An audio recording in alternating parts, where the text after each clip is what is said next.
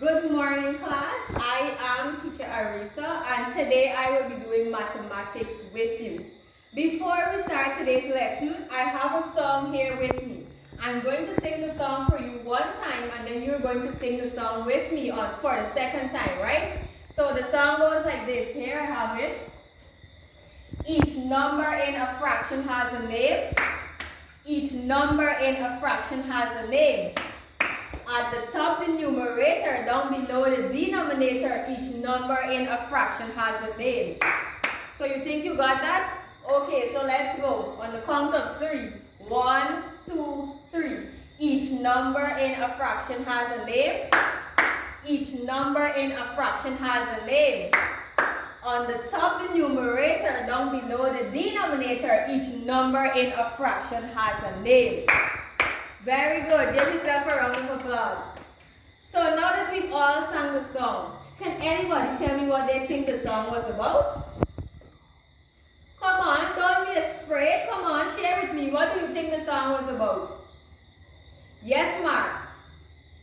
So Mark is saying that he thinks the song was about numerators and denominators. Very good, child. Does anybody else want to give their idea? Come on, tell me. What do you think the song was about?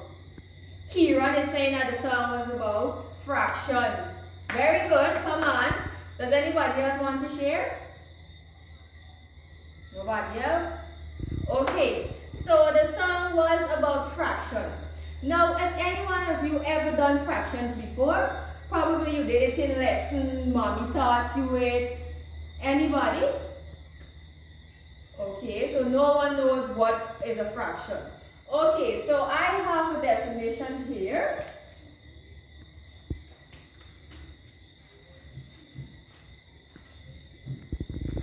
So it says that, what is a fraction? A fraction is a part of a whole. It's that simple. So read with me, what is a fraction? A fraction is a part of a whole. And remember we sang in the song and we said that each number in a fraction has a name. Okay, so here we have an example of a fraction. Now what do you think this fraction is called? We have the 1 and we have the 2. It's called a half. Good, this is a half. Now here we have the top number, which is the numerator. Very good, just as the song says. And then we have the bottom number, which is the denominator. Now the line that separates the numerator from the denominator is called the vinculum. What is it called? The vinculum.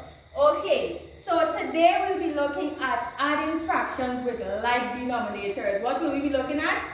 Adding fractions with like denominators. Now when we're adding fractions with like denominators, there's a few steps that we must follow. A few simple steps, nothing hard. So here it says, to add fractions with like denominators, here are the steps that you must follow.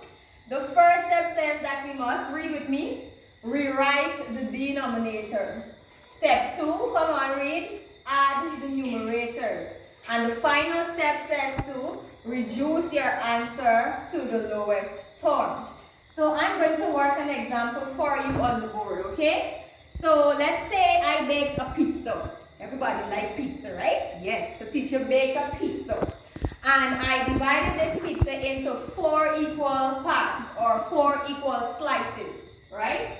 So I gave Jenny 1 slice of this pizza. So Jenny had 1 slice, right? And then Kavya decided that she wants 2 slices. So we gave Kavya 2 slices, right? Now we want to know how much of this pizza they both ate, right? So now we have to add these fractions. Now, if we remember, we divided this pizza into 4 slices. So we gave Jenny 1 slice. So Jenny ate, what's this fraction called? 1/4, or we can say a quarter. And caviar ate 2 slices. So remember, we're adding. So caviar ate 2/4 of this pizza. So we can go ahead and we can add because our denominators are the same. And we're following our steps. And what does the first step say? Rewrite the denominator. So you go right ahead and you rewrite your denominator. And what does the second step say? We add the numerator. So use your counters. Come on. Use your counters. So we have 1 plus 2. 1 plus 2. So count your counters. 1 plus 2 will give you 1, 2, 3. So we have 3/4, or we can say 3/4. So in all, they both ate 3/4 of the pizza. So we're going to work another example. Right? We're going to do another example. Very simple example, right? We have 1/3, right? 1/3 plus, come on, give me another example of a fraction. 2/3. 2/3. Again, the denominators are the same, so we follow our steps. We first rewrite the denominator. Very good. What next do we do? Come on, Brittany. What next do we do? We add the numerators. So again, you use your counters. 1 plus 2. 1 plus 2. 3. Very good. So we have 3/3. Now, can we reduce this to its lowest term? Yes, we can, because remember that the third step said that we should reduce our answer to the lowest term. That's if the answer can be reduced to the lowest term. And in this case, we can reduce our answer to its lowest term. So, use your counters again. If you have 3 counters, how many times can 3 be divided by 3? 1 time, or we can say how many times can 3 go into 3, right? So we can say it's 1. So here our answer is 1/3 plus 2/3 equals to 3/3, or 3/3, when reduced to its lowest term is equal to 1. Very good. So now we will move into our activity. So this is an open class activity. You will write your name. That's the first thing you do, your name. You write your class and you write today's date. Now let me read the first question for you. It says that a pie was divided into 8 equal parts, right? Remember that we divided the pizza for Jenny and caviar into 4. Now this time the pie was divided into 8 equal parts or slices. If John ate 2 slices and Pat ate 4 slices, then what part of the pie did they eat all together? That's your first question. Your second question, you just have to add 3 9s plus 4 9s, right? And then you're going to complete the third and the fourth question.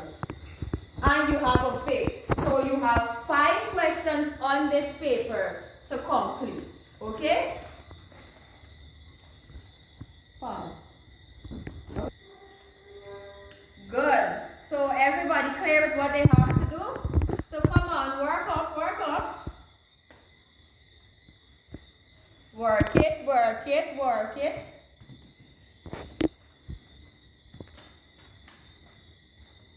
Everybody finish?